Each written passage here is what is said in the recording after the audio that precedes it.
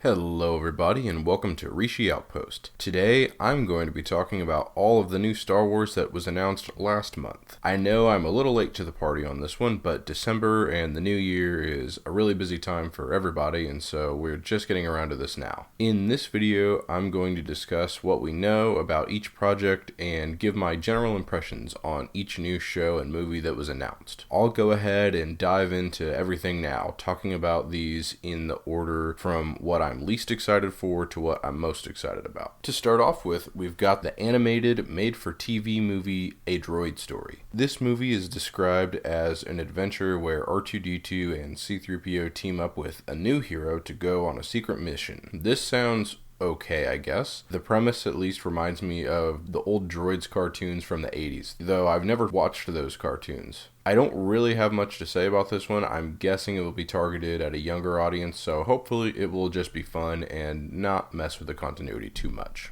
Next, we have Rangers of the New Republic, which will be set during the timeline of The Mandalorian. This, along with several other series, seems to confirm the rumors that Filoni and Favreau have several shows in development which take place during the same time period of The Mandalorian and will all culminate together at some point in a big event. I'm definitely excited about this one, but we just don't know that much about it, who its characters will be, or when it's coming out. So I have this one more in the back of my mind in terms of excitement. The next live-action Star Wars movie being released will be Rogue Squadron. My feelings about this film are complicated. A Rogue Squadron focused movie is something I think would have made a lot of sense when we were getting a new Star Wars movie every year. But now, the movies are on hiatus, and once they return in 2023, we will only be getting one every other year. I think I would prefer that Lucasfilm focus on telling bigger stories that are focused on the Jedi, Sith, and the Force in the movies if they are releasing them more rarely in order to make them more of an event. I also think Rogue Squadron is in an absolutely critical slot because it will be the first Star Wars film to be released after the completion of the Skywalker saga. After the underwhelming box office performance of Solo, there is some real doubt about whether or not Star Wars will be a dominant film franchise outside of the saga. We know it can be, based on the performance and reception of things like Rogue One and The Mandalorian, but this movie is incredibly important for establishing that. And while I don't think Rogue Squadron is a bad choice, I don't think it's the best. And for me personally, I'm just not that excited about a spin-off film that won't focus on Force users coming out 3 years from now. That's not to say I'm not going to enjoy the movie. I definitely will. I just think it's an odd and underwhelming choice, all things considered. The most recently announced series, which we learned about in the post-credits scene of The Mandalorian Season 2, was The Book of Boba Fett. I'm pretty excited for this one. I think Boba getting his own show will give him the spotlight that people have been wanting for him for a long time. I think it will provide plenty of opportunities for cool action scenes for people who already love the character, and it will also give him a chance to be a more fully fleshed out character, so that some of the people who maybe see him as overrated might have a change of heart, sort of like what The Mandalorian was doing for him at the end of Season 2.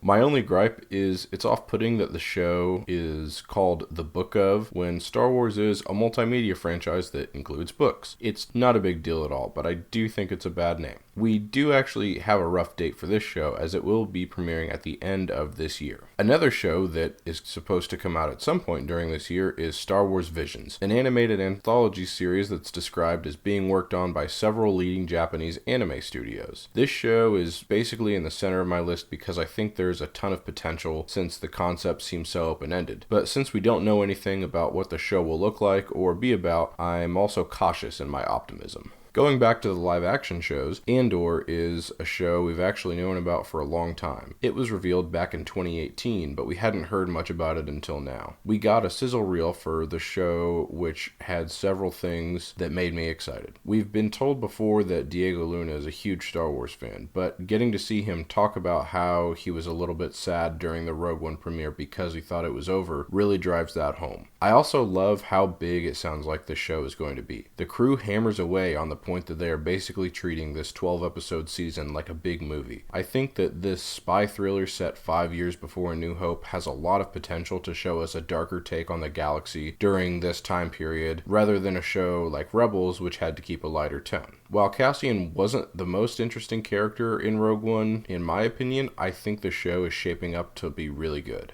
Lando Calrissian will be getting his own live-action event series. We know almost nothing about this one, but I think it would be really cool if Billy D. Williams was narrating as older Lando during the post-sequel trilogy period, while Donald Glover reprises his role as a young Lando and is the focus of the series, sort of like a live-action telling of the Calrissian Chronicles. That's just speculation though, and I'm sure anything with Lando will be a lot of fun wherever it takes place on the timeline. Speaking of shows we know nothing about, the next one on my list is The Acolyte. This show will take place during the High Republic era and is described as a mystery thriller. I'm really excited for this show. This will be the first live-action Star Wars piece that will take place outside of the era of the Skywalker saga, and for that I'm super excited. And it'll also be cool to see a mystery thriller because that's sort of a new genre that Star Wars hasn't delved into a lot. And I think that Star Wars is really great when it branches out in its genre. In the movies, it's space opera, but I think that some of the stories outside of the movies are really good when they branch into a different genre, so I'm really excited to see a mystery thriller Star Wars. Another show that's set to debut this year is the Bad Batch animated series. We've actually known about the Bad Batch for a while now, but we got a new sizzle reel in December that really spiked interest in this project a lot. I was always excited about the premise of seeing what some of the clones were up to after Revenge of the Sith, but this trailer got me even more excited. The animation style will continue to build off of the progress that the Clone Wars Season 7 made, and it looks like the show will be action-packed and showing a variety of different missions that the squad will undertake. It's really cool to see the Clone Wars being continued in a way, and I am pumped for this show.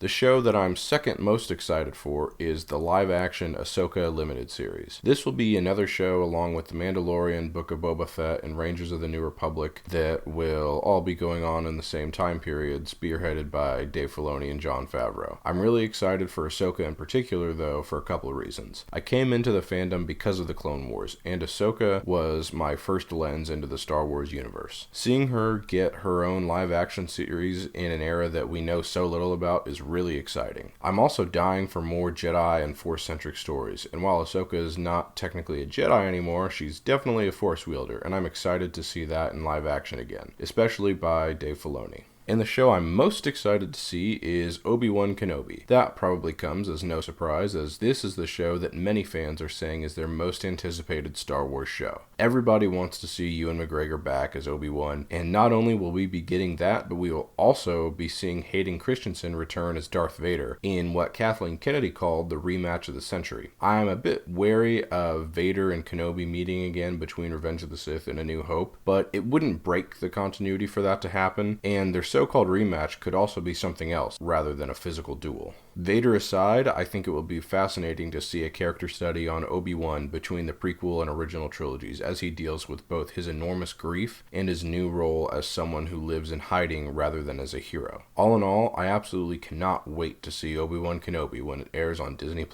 Wow, that is a lot of Star Wars. I know I'm very late to the punch on this one, but honestly, it is still mind-blowing that all of this is going to come out in the next few years. We don't know when many of these shows are going to come out yet, but my guess is Star Wars is going to start doing in 2022 what Marvel is starting this year, where they'll have a new episode of a show come out almost every single week. So I'd guess many of these that don't have dates now will have 2022 release dates, but no one knows for sure. Whenever these all start to roll out, I am absolutely thrilled. Well, that's all I have for you guys this time. Be sure to let us know in the comments which future show or movie you are most excited for, and be sure to leave a like and subscribe to the channel for more Star Wars content every week. Thanks for watching, and may the Force be with you.